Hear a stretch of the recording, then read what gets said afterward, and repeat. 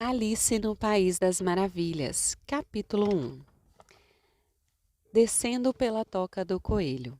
Alice estava começando a se cansar de ficar sentada ao lado da irmã, à beira do lago, sem ter nada para fazer.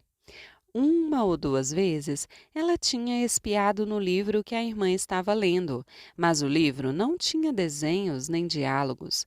E de que serve um livro, pensou Alice, sem desenhos ou diálogos? Assim ela ficou pensando consigo mesma, da melhor maneira possível, pois o dia quente a fazia se sentir muito sonolenta e estúpida. Se o prazer de fazer uma corrente de margaridas valeria o esforço de se levantar e colher as margaridas, quando, de repente, um coelho branco de olhos cor-de-rosa passou correndo perto dela. Não havia nada de muito extraordinário nisso. Nem Alice achou assim tão estranho escutar o coelho dizer para si mesmo: oh meu Deus, vou chegar tarde. Quando ela refletiu mais tarde a respeito, ocorreu-lhe que deveria ter se admirado disso. Mas no momento tudo lhe pareceu bem natural. Mas quando o coelho tirou um relógio do bolso do colete, deu uma olhada no mostrador e seguiu adiante apressado, Alice levantou-se num átimo, pois lhe passou pela cabeça que nunca tinha visto um coelho com bolso no colete, nem com um relógio para tirar do bolso. E, ardendo de curiosidade, correu pelo campo atrás dele, chegando bem a tempo de vê-lo sumir numa grande toca embaixo da cerca viva. No momento seguinte, lá entrou Alice atrás do coelho, sem sequer pensar como é que iria sair da toca de novo. A toca continuava reta, como um túnel por algum tempo, e depois afundava de repente, tão de repente que Alice não teve como pensar em parar antes de começar a cair no que parecia ser um poço muito profundo. Ou o poço era muito fundo, ou ela estava caindo muito devagar, pois teve bastante tempo para olhar ao redor enquanto caía e para se perguntar o que iria acontecer a seguir. Primeiro, tentou olhar para baixo e descobrir onde ia chegar, mas estava escuro demais para ver alguma coisa. Depois olhou para as paredes do poço e notou que estavam cobertas de guarda-louças e prateleiras de livros. Aqui e ali viu mapas e desenhos pendurados em pregos. Pegou um pote de uma das prateleiras ao passar. Trazia uma etiqueta com as palavras geleia de laranja. Mas, para sua grande decepção, estava vazio. Ela não queria deixar o pote cair, pois tinha medo de matar alguém lá embaixo. Por isso deu um jeito de colocá-lo num dos guarda-louças, enquanto continuava a cair. Bem, pensou Alice consigo mesma, depois de uma queda dessas, não vou achar nada demais em levar um tombo escada abaixo. Como todos lá em casa vão me achar corajosa. Ora, eu não abriria a boca nem que caísse do telhado. O que era provavelmente verdade. Para baixo, para baixo, para baixo. A queda nunca ia chegar ao fim? Gostaria de saber quantos quilômetros já caía a essa altura, disse em voz alta. Deve estar chegando perto do centro da Terra. Deixe-me ver. Isso seria 6.500 quilômetros para baixo, acho. Pois, sabem, Alice aprendera muitas dessas coisas nas aulas da escola, e embora não fosse uma oportunidade muito boa de exibir os seus conhecimentos, pois não havia ninguém para escutar, ainda era uma boa prática repetir a lição. Sim, é mais ou menos essa distância, mas aí eu me pergunto em que latitude ou longitude estou agora. Alice não tinha a menor ideia do que era latitude nem longitude, mas achava que eram palavras muito importantes para dizer. Depois começou de novo. E se eu atravessar a terra inteira? Como não vou parecer engraçada saindo entre as pessoas que caminham com as cabeças para baixo? As antipatias, acho, Desta vez ela ficou bem alegre, que não havia ninguém escutando, pois a palavra não parecia nem um pouco certa. Mas vou ter de lhes perguntar qual é o nome do país. Por favor, minha senhora, esta é a Nova Zelândia? Ou a Austrália? E ela tentou fazer uma mensura enquanto falava. Imaginem fazer uma mensura enquanto se está caindo pelo ar? Vocês acham que conseguiriam fazer? E como vai me achar uma menina ignorante por fazer essas perguntas? Não, não vai dar para perguntar. Eu talvez veja um nome escrito em algum lugar. Para baixo, para baixo, para baixo. Não havia nada mais para fazer. Por isso, Alice logo começou a falar de novo.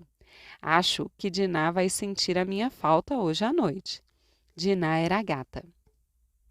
Espero que se lembrem do seu pires de leite na hora do chá.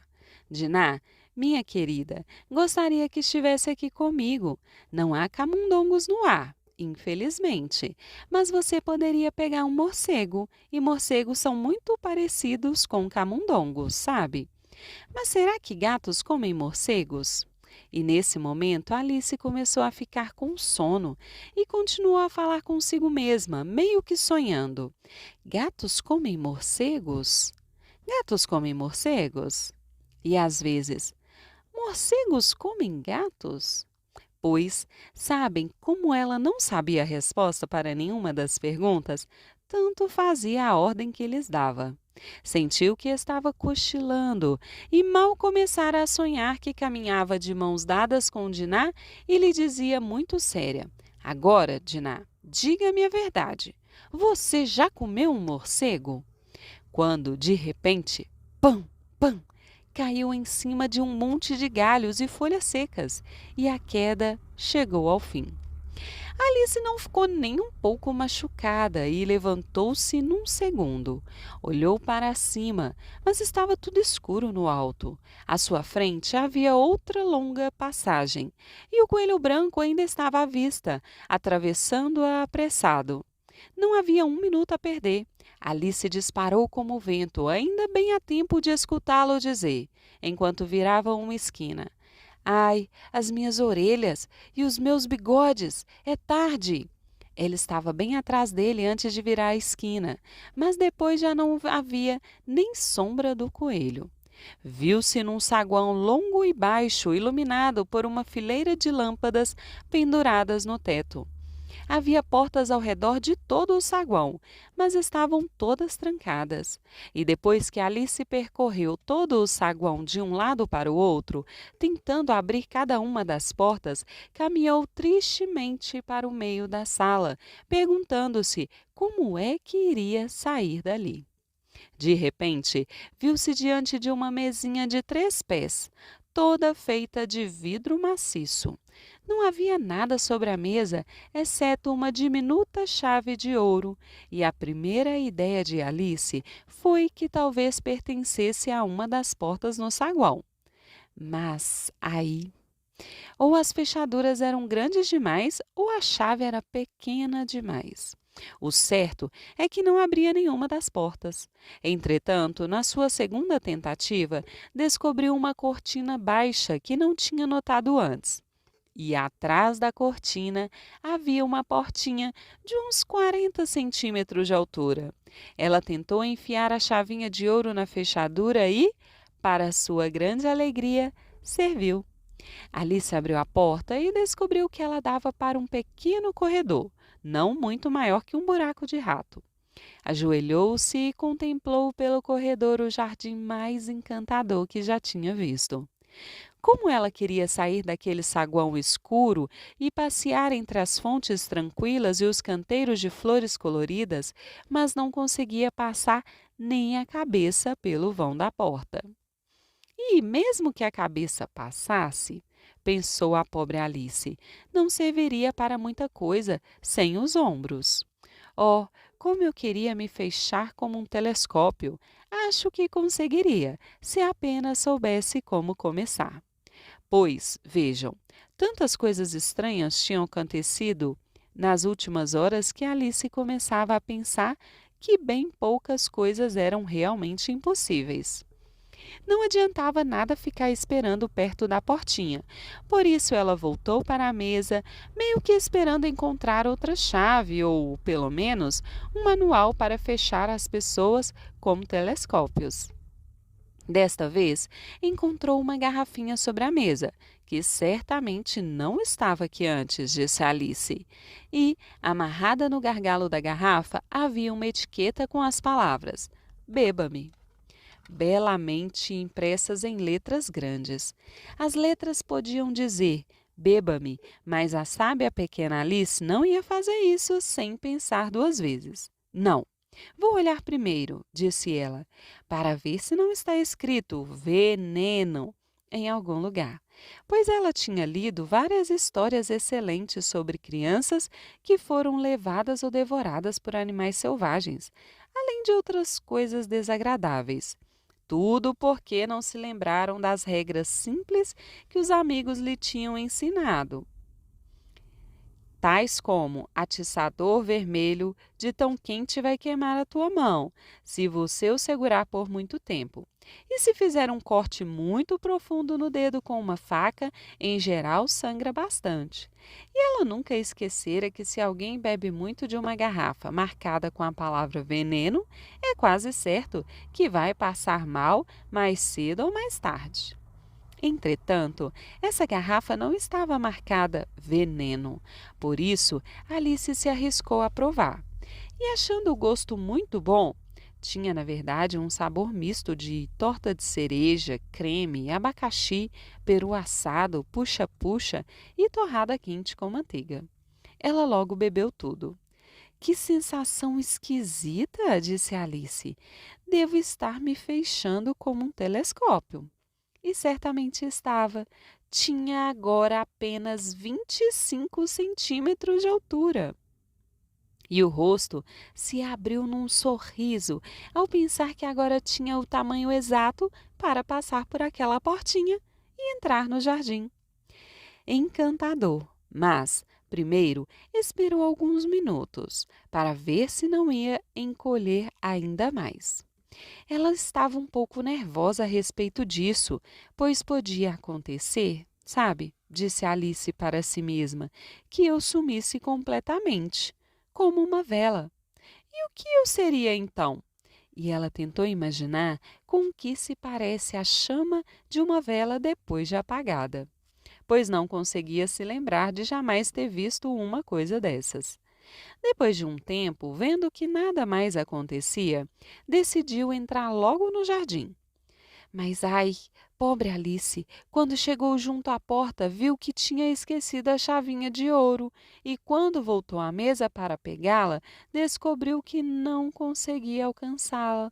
Podia ver a chavinha bem claramente pelo vidro e fez todas as tentativas para escalar um dos pés da mesa, mas era escorregadio demais. E quando se cansou de tentar, a coitadinha se sentou e chorou. Vamos, não adianta chorar desse jeito, disse Alice para si mesma num tom um pouco ríspido. Eu a aconselho a sair daqui imediatamente. Ela, em geral, se dava muitos bons conselhos, embora raramente os seguissem. E, às vezes, se ralhava tão severamente que os olhos ficavam cheios de lágrimas. Lembrou que, certa vez, tentara puxar as próprias orelhas por ter trapaceado num croquet que estava jogando consigo mesma, pois essa criança curiosa gostava muito de fingir que era duas pessoas. Mas agora não adianta fingir que sou duas pessoas, pensou a pobre Alice. Não resta quase nada de mim para formar uma pessoa respeitável. Logo o seu olhar caiu sobre uma caixinha de vidro que se achava embaixo da mesa. Ela abriu e encontrou lá dentro um bolo bem pequeno, no qual as palavras "Coma-me" estavam lindamente escritas com groselhas. Bem, vou comer, disse Alice. Se me tornar maior, vou poder alcançar a chave, e se me tornar ainda menor, posso passar por debaixo da porta. Vou entrar naquele jardim de qualquer modo e não me importo com o que acontecer. Comeu um pouquinho e disse ansiosamente para si mesma: Para que lado? Para que lado? Com a mão sobre o topo da cabeça para sentir se crescia ou diminuía. E ficou bem surpresa ao descobrir que continuava do mesmo tamanho. Sem dúvida, é o que geralmente acontece quando se come um bolo. Mas Alice já estava tão acostumada a esperar apenas coisas extraordinárias que lhe parecia bastante monótono e estúpido que a vida continuasse no ritmo normal. Por isso, pôs-se a comer e logo acabou o bolo.